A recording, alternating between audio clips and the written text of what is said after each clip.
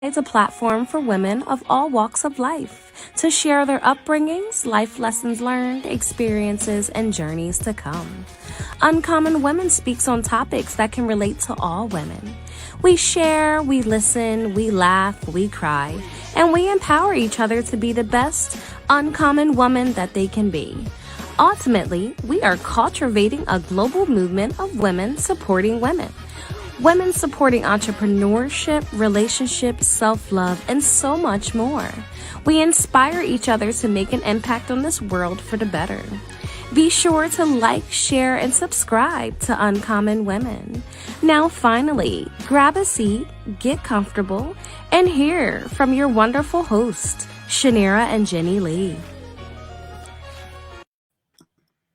Thank you, kings and queens, for tuning in to Uncommon Women. I'm Shanira. And I'm Jenny Lee. And today we have an amazing guest speaker by the name of Lawanda, who's going to come on in just a few moments. I love this woman dearly. I actually call her the plug. She's a mother of two beautiful girls, the owner of Little Black Dress, event planning, and concierge services. She's also the founder and host of the Curated Experience with Weekly Lives by the one and only Lawanda.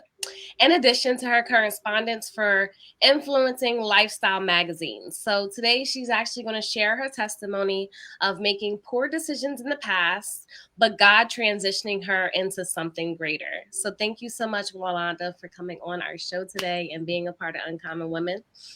So thank you both for having me on Uncommon Women. Thank you both, ladies. Thank you very much.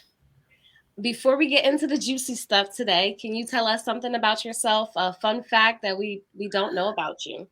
Let's see, a fun fact that you don't know about me. A fun fact. I like to be goofy. I like to do imitations. And it's not even on purpose, but I just like to do imitations. Okay, like celebrity imitations, or it wasn't even that. Like, I'll be watching a movie and with like the color purple and stuff like that, and it'll be like some kind of quirky thing, and I'll just start imitating. And my mom's like, "You're so crazy," but I just think it's fun. I just think it's so much fun, to do that. Just to be able to portray somebody else. I'm like, you know what, Harpo, you told. I love it. So can you give us an imitation of a movie that we've got to try to guess? Let's see. But no, really, that probably is one of my favorites. She said, "You told Harpo to beat me. If you want a dead son, you keep advising him like you do." And it's just just cracks me up. It just cracks me up. I love the color purple. That's one of my I do love color purple. And it's just some other ones. And so whenever we get together, our family's like, "Well, Wanda, you're just so crazy." And it, I didn't even think it was on purpose. I just did it because I thought it just made me laugh. So I love it. So do I. I love it. So let's get into before we get into your testimony, your blessing testimony that God's transitioned your life into. Can you tell us a little bit about your life and how was it growing up? Sure. So I told y'all, we were joking behind the scenes. I said she put me straight on the couch, in the door on the couch. But long story short, I can't say that I had a bad childhood. My mom and dad, who are still alive, they were both. I was blessed for them to still be together and happy, and they encouraged us, supported us. But anything we wanted for it as kids in that regard, I can say that people weren't so kind. Okay, say that people weren't so kind. Being dark skinned wasn't the thing. So that made it, being dark skinned wasn't the thing. Being smart wasn't necessarily the thing either. And so I felt like those things just kind of played against me. So, oh, you the teacher's pet, and oh, you think you this, you think you that. Then I started to dumb myself down in some ways. To just try to fit in. And so, when people say sticks and stones may break your bones, but words that never hurt somebody, told a lie. Because at 47, it still irks me when people say, "Oh, you cute to be a dark skinned girl." So, like those things do really bother me. But in terms of like my overall childhood, I couldn't complain. It's just I wasn't very fond of those things, and they just stayed with me for a while, unfortunately.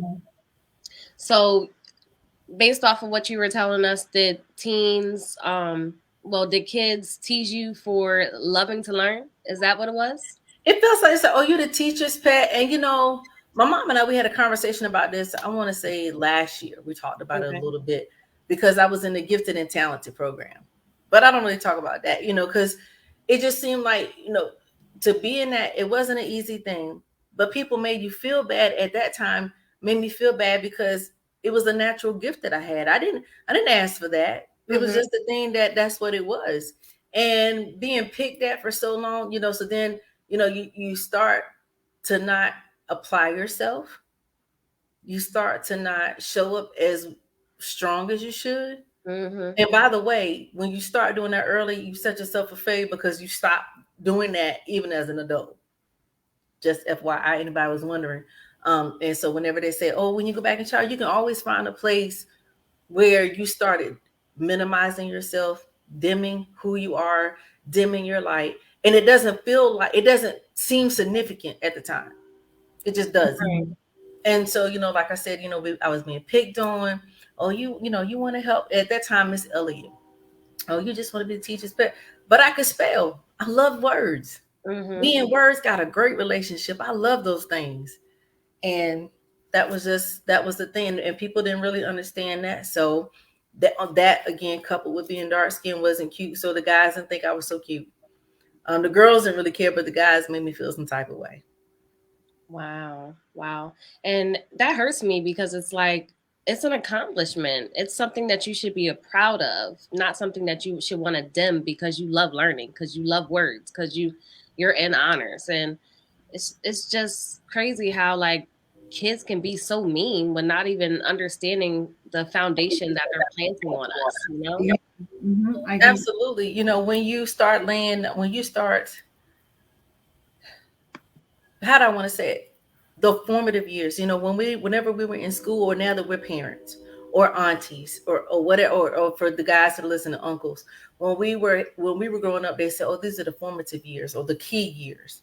Well, those are key years. And so when people can either sow good seeds into you, and even when they drop good seeds, people can say things that will strangle you.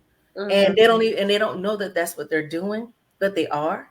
And so even though you're grown and you're trying to move past it, it's subconsciously in your mind. Like you don't forget what somebody said. And though you're moving forward, you don't, like I said earlier, you don't realize that you're making steps based on something somebody said. Right. At that time, as a kid, you didn't, who were you to decide? Who are you as a kid to be like, oh no, that's not true, because you're going home and your parents don't know all that's going on. Because you're not sharing. Not saying my mom and dad didn't have a window for us to share that, but I didn't want my mom and dad to worry. So you're trying to right. You pull up in that school like, who messing my baby? No. My mother, I don't even know if she's G like that. She might would be, but I'm that person. I would show like that for my kids. So I know how I am. I think she would have showed up in a different way, because they always said, just do the best you can. Because at that time, I was learning to play the piano. I was sewing.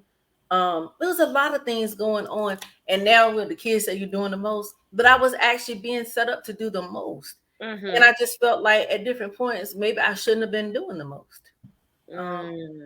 I mean, when we're young, and especially someone that wants to learn, it makes you special. I think it makes you special because you want an education. And then those that don't want an education, that's what they do. I think they become intimidated because they see you as smart. They see you as going somewhere. And so they get intimidated, they get insecure because they're like, wow, she's really smart, And I think, I also think it starts at home, because they can have parents like, oh, well, you don't need to learn that rubbish, and then here you go, that they see this smart girl that, is doing something with herself and actually wants to learn and going places. They get intimidated by that. Well, our dad, he's so amazing. I love that man. But the thing about him, he made sure that my sister and I, education was important. It was first and foremost. Mhm. My mom and him were, they made sure you do your homework, like nothing jumped until your homework was done. So they enforced that. Even when we were doing good in school, my mother told the teacher, it doesn't matter how well she's doing. I need to be at a parent teacher conference. Right. She said, well, she didn't have bad grades. She said, it doesn't matter. Mama, they showed up no matter what, whether it was good or bad, they showed up. And I think that for me, that's what I remember. I remember her showing up when it was good or whether it was bad, and her saying, I need to be informed. Because just, because I think people need to see who's got your back, who's supporting you. So at home, my mom and dad had our back all day long about education, had our back all day long about, well, don't worry about them, baby. You know what you just said, they're just jealous. But when you're a kid, you hearing that, like, saying that from this 47-year-old perspective versus my 8 or 9-year-old self wasn't even the same. Right. It's just kind of like, and my aunt used to say they're just jealous of you.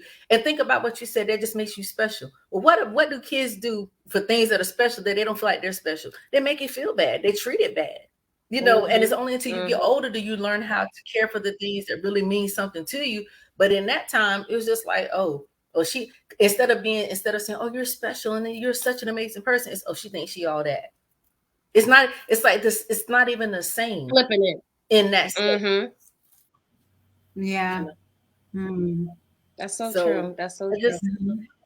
So, what's special right now to everybody who's listening, and you have a daughter or son that's in school and they're like telling, well, mom, especially if they struggle with being different. That's a whole nother thing. When you recognize that you're different and you recognize that you don't quite do things like everybody else does things that you don't quite see things how other people see it. It's unnerving because you don't know what to do with that. You feel like something's wrong.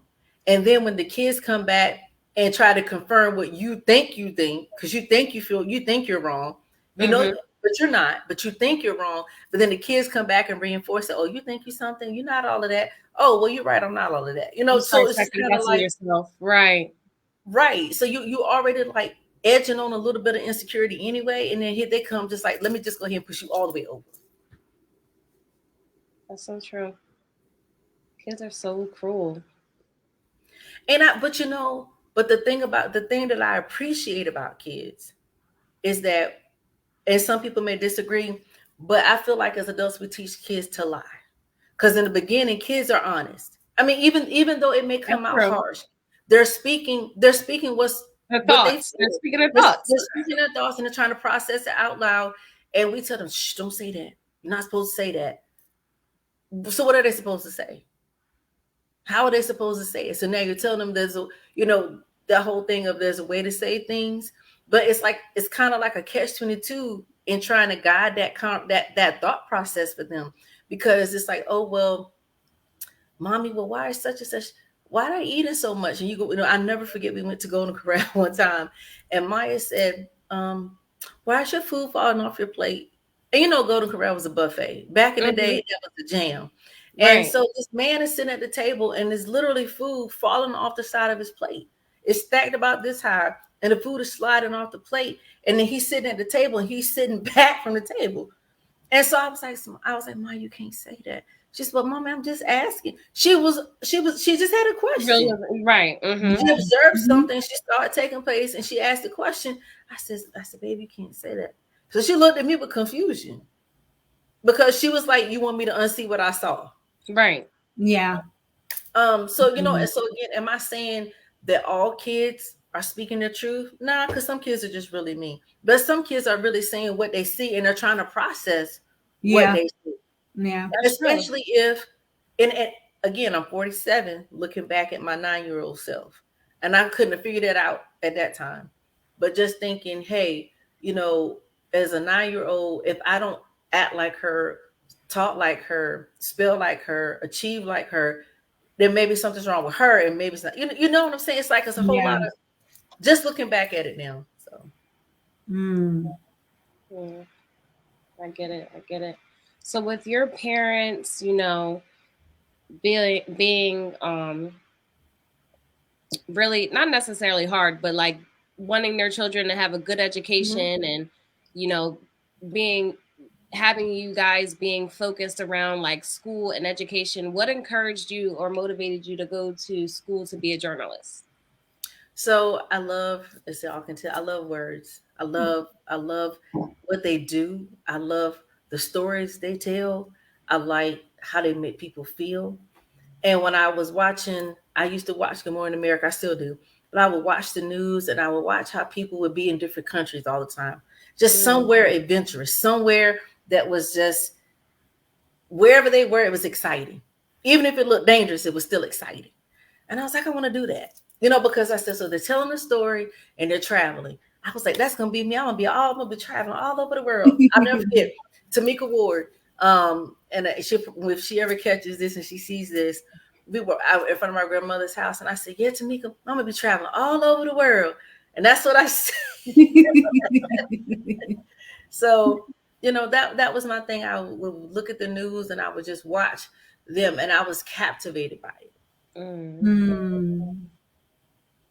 So do you still watch the news a lot? I do. Well, I don't watch it. Like I get my dose. Like I get in the morning, I watch my hour. Me and Good Morning America. I'm kind of sort of late for work sometimes, trying to get all of the segments. Because one of the things, and I'm sure other stations do, but what I really loved about Good Morning America, even as a kid, how it was news, but it wasn't just news. It was stories. It was about humanity. It was about connecting. They, just trying to keep people informed, entertained, all at the same time.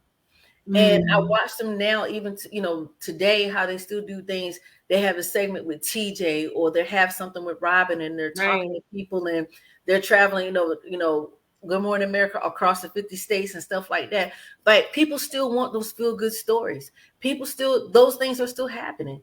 And I think that's what captivated me the most. They were telling human stories. I didn't know then at the time that I was like, oh, that's what it is. But I just knew that it made me feel good when I saw it. And so as an adult now, I'm like, no, those are feel good stories on days when I don't want to get out of bed and I see the lady, the 90-year-old driving school bus. I'm getting up out of this bed. When you see stories like that, like they inspire.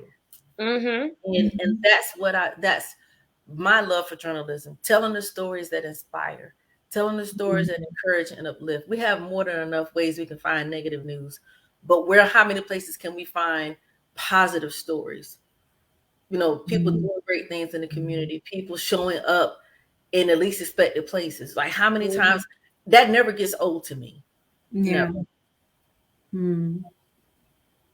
I love that. I love how you're right about journalism. It's like you see it and you want to just do it, and then you just write it down exactly what you just become creative in that. That's awesome. That is really awesome. Yeah, we had the I don't know, this might be really telling my age. Well, I'm 47, so I'm cool with that. But girl, I'm definitely cool with that. You embrace it. You see. Yeah, I'm 47, but I remember when we were taking the writing test, that's when they started doing the whole standard learning test. And if you wanted to excel, you had to take this AP writing test for certain things. And they gave us writing prompts. And the highest you could get was a 4, and I got a 4 because it was descriptive writing. How you could, the more, when you use adjectives, I always loved how you could read a book and be right there. Even if I've never been to Jamaica, if I read enough words with enough adjectives, I can feel the sun, I can see the water, I can hear the breeze. It's like if you use your words well, you can take people right where they want to go. Right. They can be in that moment. Absolutely. Yes. Absolutely. Yeah. And so I love the ability that God has given me to do that, to help paint a picture for people, to take them places when I write that they may not have thought about going, to encourage somebody because they feel down with the email or something like that. So I absolutely love it. I love it. I love that. It's like you just read it and you're just like, your imagination just goes there. Man, listen. I love that. That's I a love good and a bad thing, you know. Being creative, you can create a bad narrative, or you create a positive narrative. And you know, very for those true. of us in relationships, you're like, I wonder what did that mean. So Right. you start creating something that doesn't make any sense. Has nothing to do You with over here, and we supposed to be over here. Yep. and he'll go. He was like, "Where did you even? What made you think that? Don't worry." Well, it started with really, it started with. I used to write. In school they used to give us when we were in younger years. You had to write. They would tell you write a story or finish the story, and you had little short stories. Man, Right. listen, I had a ball with those. I had a ball with those. So that's my stick. I didn't really know that, but that's my stick. So yeah. I love it. So other than that, besides journalism, what else did you do in college? Was there other things that you got into besides the journalism? Trouble. I'm just saying. I would love to say, well, I won't say my whole college experience wasn't all bad. The few years that I went. I went to North Carolina Central University. So that's probably something I did not share in that. I went to North Carolina Central first my freshman year. Okay. And life happened, and I thought maybe I just needed to come back home. Because once something happens, you feel like everybody knows and everybody sees you. So you're just kind of like, I was uneasy and I was uncomfortable. And if I could go back to a place where I wish I didn't give up, that probably would have been it. Okay. Instead of working through that uncomfortable phase, instead of working through that weird phase, I ran from it. And had I stayed then, who knows the outcome? But I ran, and I had full ride to North Carolina Central University, and then I ended up going to ECSU. Full ride again to ECSU. Got there, was in the band, met this young gentleman, and he was just amazing. I just thought the sun rose and set on him. And there's a danger in that. Because I thought the sun rose and set on him. My poor decision making was, I'm just going to make sure, for my insecurity, I needed to see everywhere he was going, whatever, all the stuff he was doing. And I felt like the more I performed, the more that I did, it would solidify the relationship. It would make things better. That's not what happened.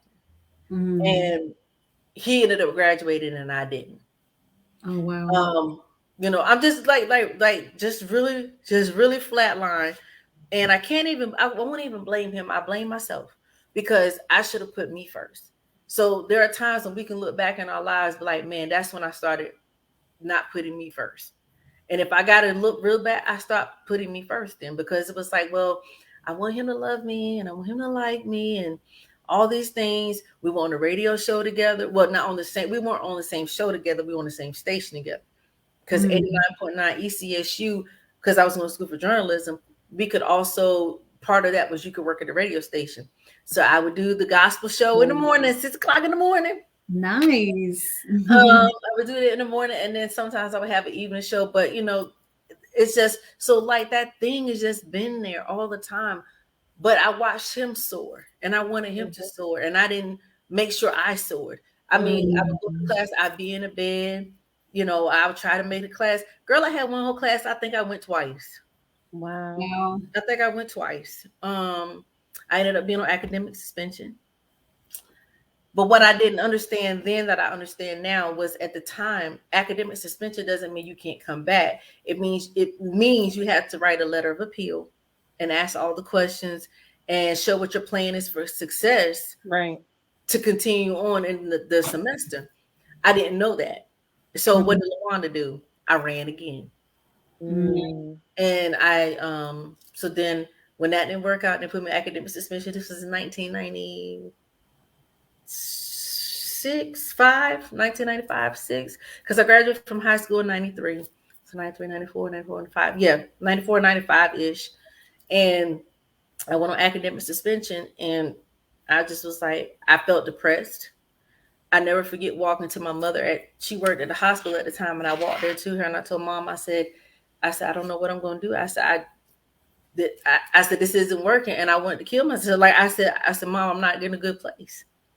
So I started seeing a therapist and, trying to work through those things. I was working 2 jobs then and decided I just wanted to go to join the military. So I contacted the Navy recruiter. My mother didn't even know anything about it. She was like, well, who is this man coming here? I said, it's the recruiter. Well, who told you to do that? Me? Because I just knew I couldn't stay home. Not that anything was wrong with my mom and dad, but I knew if I stayed there, if I didn't make a decision, if I didn't leave, I wasn't going to. And so wanted to join the Navy, did the ASVAB, did all the testing, passed all the tests except for a little raggedy medical thing, and I was trying to appeal that. And so I took about 2 or 3 months to appeal, and I was just like, you know what, that's never mind. Just never mind. And so flash, through all that, I met my then husband, I met him.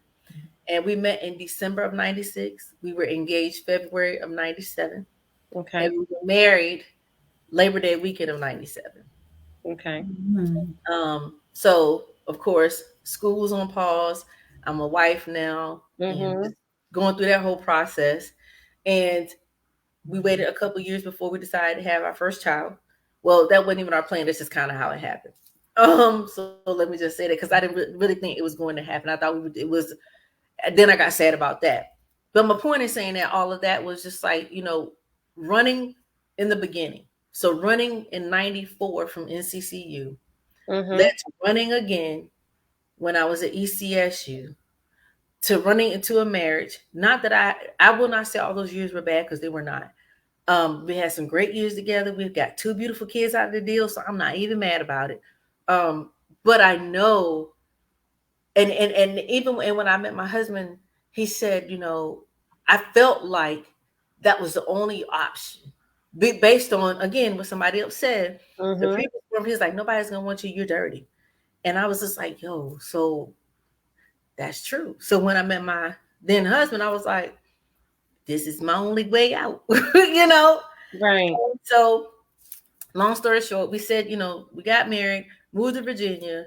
And so, now we're on a whole nother path, doing other things. And it just kind of changed the whole narrative about what I wanted to do in the beginning. Just that moment of just constant running. And again, all the years weren't bad. It's just, I look back and just ask myself, what would I have done differently? And I tell my kids all the time, to undo one thing undoes everything. There's no guarantee that I would have gotten them. There's no guarantee I would have met you ladies. And so my path took the path that it took. Again, just that poor decision making, not fully understanding what it meant for academic suspension.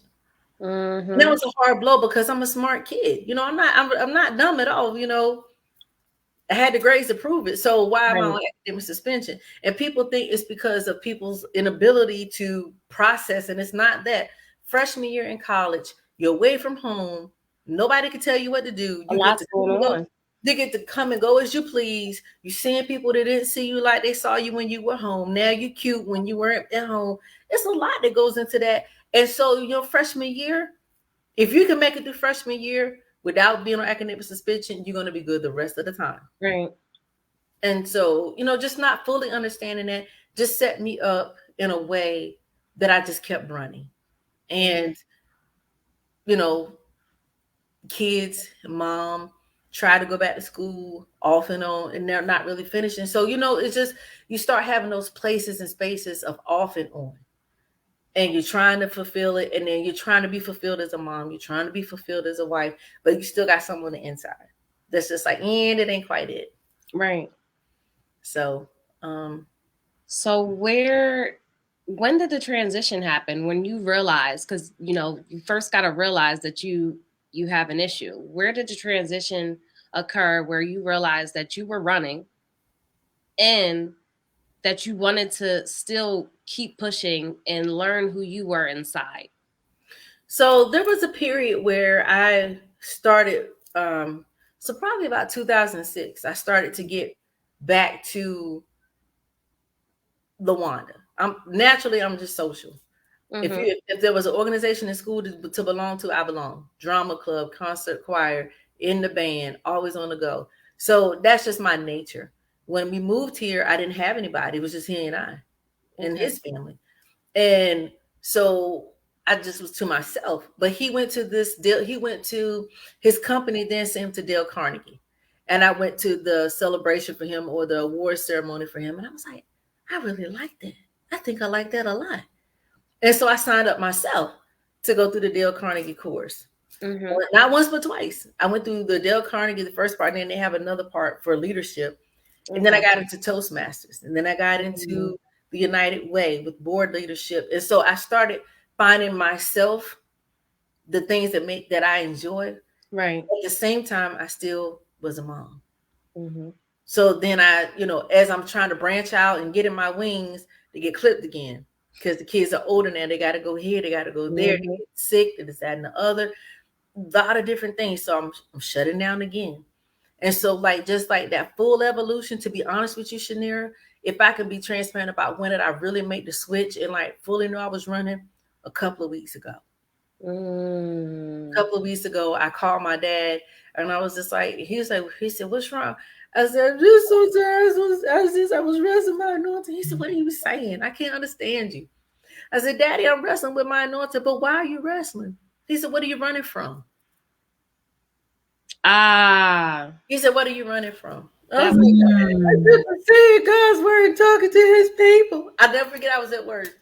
And he was like, girl, he said, so why won't you? And I was just like, why won't I? And so a lot of it was, being fearful for what people would have to say, how people would receive me. And even doing the curated experience, I had been doing Simply IB with Kimberly Arrington. We had done that. And, different things here and there. But when it was time for me to do something on my own, I was like, I can't do this by myself. She said, LT, yes, you can. And I love Kimberly because Kimberly Arrington of Simply IB, that's my girl. She was like, LT, you got this. I said, but I don't want to talk to myself. She said, why? She said, you don't have to talk to yourself. And for those of y'all who know her, she laughs a lot. She's like, you got to talk to yourself. And I was just like, I don't want to. She said, LT, jump. What did you tell me before we came on? I was overthinking it. So December of last year, that Wednesday before Christmas, I jumped. I was like, I had my little notebook. I was going to show you my little notebook, but I had my notebook and I had a format. I was like, okay, guys. So I had a format. And they introduced the show. It's a show. Why you doing what you're doing? Let's talk about the guests and da da da da. And he was like, you already know this. And you're natural. That's why I'm looking at you. I look at your shows and it's just so effortless. I would love to say that it is. Well, it shows from what we see. I just love people. I love people, and when I wanted to go back to school last year, my sweetie was like, "Babe, had you thought about going back to school?" And I was like, And he sent me something about scripts, and that's those school they have, not a little school, but school they have for journalism. And at the same time, I saw some job opportunities. So I'm trying to figure out how I can get into this. And so I'm applying for some jobs. I said, let me just go back to NSU, behold degree and go. I'm not an NSU, I'm not a Spartan, but this is their homecoming weekend. So shameless plug for them. But I had turned in my application to go back to school. So I had thought 2022, I'm going to make this turn to go back to school. Prior to that, though, I had talked to Lynette Monte. And so when you asked me, how did I get here? I did not get to this place by myself. Lynette Monte, she and I had a conversation for about 30 minutes before I went to work one day. And I was telling her I need to go back to school. She said, but who told you? She said, who told you had to go back to school? She said, this day and age of Facebook and Instagram. She said, and I see people getting their little cameras and it just going on. And she said, and doing their own thing. Right. She said, who told you? Yep. And so I was like, and I remember saying, I said, I just want to be credible. Well, who told you wouldn't be? And that's what she said to me. And so I heard her and I felt it, but I wasn't ready to push. So when he said something about it, and so I went ahead, turned the application in to go to NSU, everything's going fine. And in the meantime, I'm like, well, what's the hold up? So they finally tell me they need something from Elizabeth City State University. I can't get in touch with anybody for nothing. Okay, for nothing. It's crazy because that even shouldn't be the case. Couldn't get the right person, all these other things, and I was just like, God, really, really? I was like, I thought that's what you wanted from me. You circling back around, and I looked at my sweetheart because he said, well, is this an expense you want to incur? And I'm looking at him like he got 10 heads now because I'm like, you just said, had you I don't want considered, to like you don't want to like, what are we doing? Like, are you playing with me? And I was looking at him a little some type of way, and I was like, But what I realized was it was a kickstart. It was just like getting that fire in me, like, okay, well, what are you gonna do? And so I had been waiting for people to call me on their show, people to have me on their show, or applying for this position. And I was just like, I don't have to wait. I can create it for myself. And I was like, There well, you go. and that's that. That's really that. Like I said, I can't say I got here on my own because I didn't. I had a lot of people who were pushing me the right way, just encouraging me, like, Lawanda, you got it. Stop overthinking it. Stop thinking you have to have certain things together. And full circle, I'm back where I started when I thought it was over. And I don't think it's funny that how you named it. You said, take the risk or lose the chance. And I don't think that I would be sitting here on your platform having this conversation, I'm certain, if I had not taken the leap in December of last year to even try. Even if I was working it out while we were live, Wow. But you tried, and the great thing about that is God qualified you. Not school, not anyone else, not the running away. He qualified you, and he's going to open the doors that he needs, that he wants you to go through, because you've been doing this for so long. Don't second guess yourself. Man, listen, I told y'all we're not doing no crying. We is going, where the tissues at? I just, when I was talking to my sweetie and my dad, one of the things my sweetie was like, babe, quit waiting for people to validate you. He said, don't worry about it. Stand flat footed and do what you call. He says, all over you. And I didn't really know what to do with that. And so, if I had to tell anybody anything, I get it. Because there are times when I do the show and I'm looking like, who's on, how many people are on, is it worth it to just keep going? And then it's like later on people come back and like, oh, I'm so sorry, I had that going on, but I caught the replay and things like that. And I know it's hard. Just keep going. Just keep going. There's something about being qualified, because he qualifies who he calls. And and that's not me, that's the word, that whoever he calls, he qualifies and he equips them for those things. And like I said, I just kept feeling like, man, like, is this it? And so, and I still have to be careful about what I listen to. Because if you're not careful, even once you start on the path where you're taking the leap, you got to be careful what you're taking in your ears, what you're seeing. Everybody has an idea and their opinion about what you should be doing with your platform, with your business, with that and the other. And none of those things are wrong, but they may not always be right for everybody.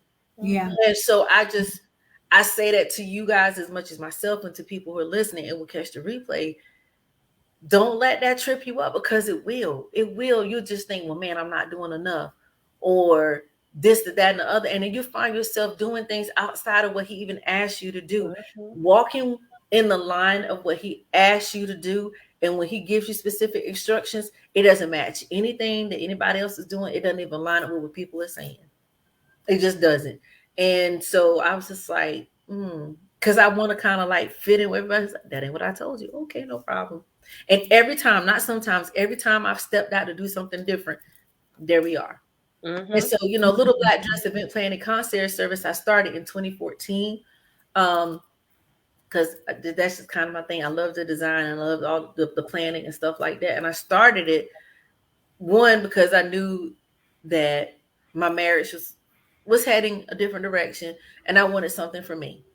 And I needed to make sure I was okay. So everything I needed was in my hands, and I started going down that path and building Little Black Dress Event Planning and concierge services.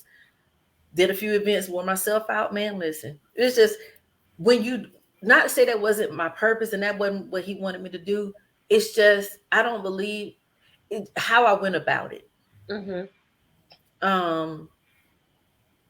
For those purposes. So, like I said, we have that, but that just opened the door for me to be able to pivot to here being a curated experience. Because I was like, what are we gonna talk about? I was like, what we're gonna talk about. And for Simply IB, I used to do What's the Buzz, and we talked about the entertainment. So for 5 minutes, I would within like 2 or 3 minutes, I could give you all the entertainment news. And I was like, well, I don't know if I want to do a whole podcast about entertainment news. Like, that's not gonna work. So, he was like, you already do it. And the truth of the matter is it's about hospitality and service. That's the truth of the matter. And if anybody had to ask me what is the curated experience, it's to usher people in. It's to usher people in and present them to other people with products and services that people may not have known otherwise. How does that tie into my concierge service? Because as a concierge specialist, when you go to the front desk of the hotel, you're asking them for where do I need to go? What's happening in the city? Where's the car service? You're asking them for resources. You're asking them for the plug because they are the plug. The plug. So, they're the plug. So, when you think about that, how did it tie into the curated experience? A lot of times people say, well, you're doing all these things, but that's the pivot. That's what it was. Right. It made sense. Especially in the time of COVID, everybody was trying to shift their dollars and still are with inflation, trying to make sure how they use their money. But that doesn't mean people don't need products and services. They may not be in my service, but I can have a platform that ushers people. And I heard so clearly, God was like, you're an usher. It's like when you go to, when people get on the stage, the last person they see is the makeup artist or whoever they got the mic on. It's the last person that puts them on the stage. He's like, he said, that's what you're doing. That's what your platform is. You're presenting it. Yeah. For some people, they have, because I was like, well, I can't get this person and that person. But if you're presenting somebody, ushering somebody, it's somebody who's not yet known and deserves to be known. It's all time. It wants to be seen. Yep. Mm-hmm. It's like somebody who's been hidden for so long, somebody who's been feeling like they weren't seen. And it's no coincidence that this morning, and I was listening, Elroy, God sees me, the God that sees me. Come on. And when it comes to that, people coming to the platform, I know what it's like to not feel like you were seen. I know what it's like to ask to people for you, people want you to serve and volunteer and all these things, but never want to give you this. And I was like, okay, so no problem. But now I know what it feels like. And because I know what it feels like, I want to give people this and go. Like, y'all connect, y'all do what you're going to do. And so that's it in a nutshell, I think. It sounds like a great experience, but it's also a good exposure as well. And I love how you usher those in that may be feeling like they're not where they want to be, but you're giving them that opportunity to be exposed to thousands of people on Facebook, Yeah, even though, and I'm also learning to, it's fun. I teach Sunday school. So that's funny. But I teach 4th and 5th graders. And one thing about it, people trust you with their kids. Like of all the places you could trust your child, Sunday school setting, talking to them about who Jesus is, talking about who God is, impacting. I will never know the impact I've had on those kids or the other teachers who teach. I may not ever know. I just pray that it's the right impact. And I pray that it led them to a deeper relationship with him. They were only with us for 2 years and then they go on to the next thing. Sometimes I see some of them and sometimes I don't. And a couple of them come back and run and I just don't even recognize because they've grown so much. Well, I look at the curated experience like this. There are some people who I've known because I was asked not too long ago the other night, was it just local women? No, not even is it just women. It's for men too. I'm happy to have a guy on, want to have them on. I did have him on. Jose, he was on from Melodic Welding Experts. Oh, okay. He was on. So I have had a guy when we did when we were celebrating Hispanic Heritage Month. So it wasn't even anybody, it just happened to be that. And that tapped into a community that I didn't realize it was, that I didn't even consider, not because I was being, mean. I just didn't consider. And when I started opening up the door to celebrate them, to connect with them, it led to so many different things. And so Yes. if I, so you don't know the impact, and truly don't let the numbers get you, because if you're looking at it like only like 10 likes, well, people watch it later on, people share it on their page, and you don't know who's seen it on the other people's page and all that kind of stuff. That's So, what I'm saying. Mhm. it's just it's you just gotta trust. You gotta trust what God is asking you to do. You gotta trust that you're moving in the right direction, and that if so happen you're not, that you'll be still enough to hear Him redirect you. Mhm. Yeah. And I just want to honor our time, but I just want to say, like, you don't really know what the impact is um at that moment. And I Right. don't think it's for us to know, because if we really knew what our impact was, some of us would mishandle it. Some of us would be arrogant about it. And Mhm. it's really not me. I promise it's not. I'm just as goofy and silly as I can be.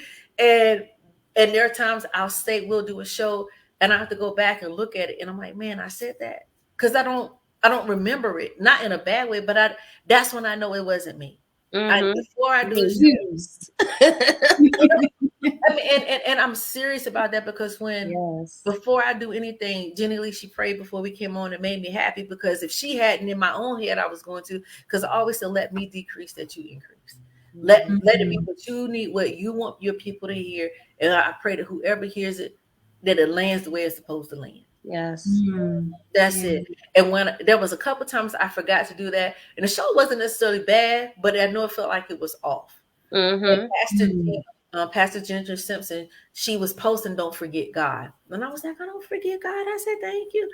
Don't forget God. Don't forget, let Him have His way. Don't forget Yes. that even with this, Invite him in. yeah, Mhm. invite Him into everything. And so I just was like, "Yo, ma, I didn't mean that, God. It won't like that." Um, so like I said, I want to honor you guys' time. Thank you for having me on. I really, really appreciate it, and I don't want to like drag it out. I just want people to truly consider the things that seem dead. Mhm. Dead things that you felt like were over and done. And I'm not talking about relationships and stuff like that. If there's some things that's just dead and it's supposed to be. But if Right. there was a dream or a vision that God gave you and you ran from it, didn't understand it, I implore you to get still and do like Samuel. Just lay there, listen. If he calls you a couple times, say, "Here I am, Lord. Your servant is listening." And just just say yes and surrender to it. So much easier to surrender to it than to fight and wrestle with it. And to take the chance, because there's so much that happens. Pastor G says there's so much happen when we give our yes. And I just encourage people to say yes, even if it doesn't make sense. Just say yes, and it'll start lining up. It'll start little pieces here and there. He'll send you people and he'll send you places. Shanira and Jenny Lee, they're so sweet. And I don't mind being honest. I was like, yo, I don't know how to use Canva like that. So these young We ladies, got they had me set up with a tutorial, like, we got you. And then I was like, so tell me about StreamYard. So I took a tutorial with them too. So you are going to have to invest in yourself and invest in the things that visions. You are going to take some steps and figure it out. And so, it's okay. If there's nobody in your circle who can help you work something out or encourage you, look at your circle. And I'll just leave that there. that was good. That was so good. Yeah, it was definitely. Thank you so much, Lawanda, for your story and just everything you just spoke on. And it's just amazing. God is good and how He just works everything out in our lives. Like Man, the way He just directs it, even when we can sit here and make our own plans, but in the end, He turns all that around and makes a good plan. So, and y'all, and we that, had to get together another time, because we put some other twists and turns, but we don't have time for all that. Please. yeah. So we have a question we ask all our guest speakers. Sure. What makes you uncommon? Wow. And so when I was preparing for today and I thought about that, I was thinking about that earlier. I said, well, what makes me uncommon? And I say this, and my sister probably can tell you, and maybe she's not the right person, not because I don't love her, but people think she's being biased. but she knows me well. Shanira knows me well. A couple of other folks who jumped on, on me through know me. I'm the same person on Facebook as I am off. I think in a day and a time where you can be whoever you want to be on social media, you can like keyboard savage, all that savage keyboarding you can do and all those Yeah. things. I really am the same. I think that's what makes me uncommon, because whatever I feel on Facebook, I'm going to feel when you see me in person. I'm going to treat you the same way when I see you in person. When I say, hey, sis, or, love you, girl, supporting you, I really mean that. I truly mean that. My heart is to is for humans. And I think that makes me uncommon in this day and age where it's easy to be somebody else on social media. That is so good. Thank you again, Yes. Lawanda, for coming on here and sharing your story, your powerful story, and what God has done in your life. And hope someone that has a relatable story and just takes heed to your story. Everyone, make sure you check out our apparel at www.uncommonwomen.net. As well as make sure you check out our YouTube channel, like and share, as well as make sure you come check me out October 18th, Instagram Live. We are going to have a powerful story of pregnancy and infant awareness for the month of October at 7 p.m. Central. Again, Instagram, Uncommon 3 Women. Make sure you come check me out. Again, October 18th at 7 p.m. Central. And as well as if you or anyone that has an awareness or that wants to come on our platform to speak on your story, make sure you email us at uncommon3women@gmail.com. And also, everyone, we are having an amazing seminar called I Love Myself Seminar. Make sure if you want to be a part of the event, it is an in-person event. You can purchase tickets at I Love Myself Seminar at eventbrite.com. Tickets are $25 and hope to see you there. Anyone that wants to come on, that wants to come and check us out. It's going to be an amazing event with a bunch of amazing women. And as well as make sure you come check us out again next week at 8 o'clock p.m. And everyone, stay uncommon. Bye. Bye.